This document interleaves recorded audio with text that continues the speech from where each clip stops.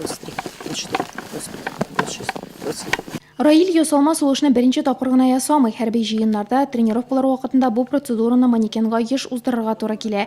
Әмма шуның белән хәрби патриотик лагерьдагы җиңел эшләр бетә. Барысы да армиядәгечә җитди ди үсмер. Я хочу стать врачом в будущем, поэтому...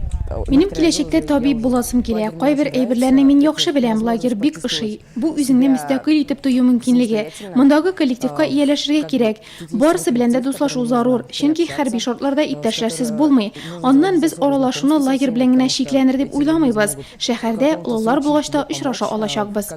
Общение не заканчивается только этим лагерем. Елның елы 10 сыйныфны тәмамлаган егетләр Заречный ял лагере территориясенә хәрби җыеннарга алына. Быел да эш смена оештырыла. Иртәнге якта 2 төшке аштан соң тагы 4 хәрби патриотик занятиеләр уздыру каралган. Команда рухын ныгыту өчен марш-броссоклар үткәрелә. Распорядок дня у нас военный. Көндәлек эшләр хәрбиләрнеке төсле. Бу Калашников автоматын сүтеп җыю, саклану костюмын кию, беренче медицина ярдәме күрсәтү, ГТО нормаларын тапшыру, 100 метрга йөгерү, граната ыргыту, каршылыклар полосасы, тактик әзерлек.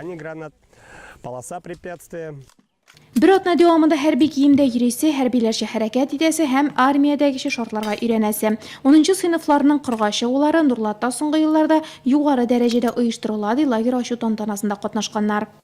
Они получают очень большой плюс. Бу алар өчен зур плюс. Тәртип ягыннан да, аралашу, танышу максатында да. Алар төрле мәктәпләрдән җыелган, монда дуслашалар. Армиядә дә шулай бит. Юкташларың, танышларың булуы хәрби хезмәтне җиңеләйтә, чын дуслык формалаша. Саксубаевский район, Нурлатский район.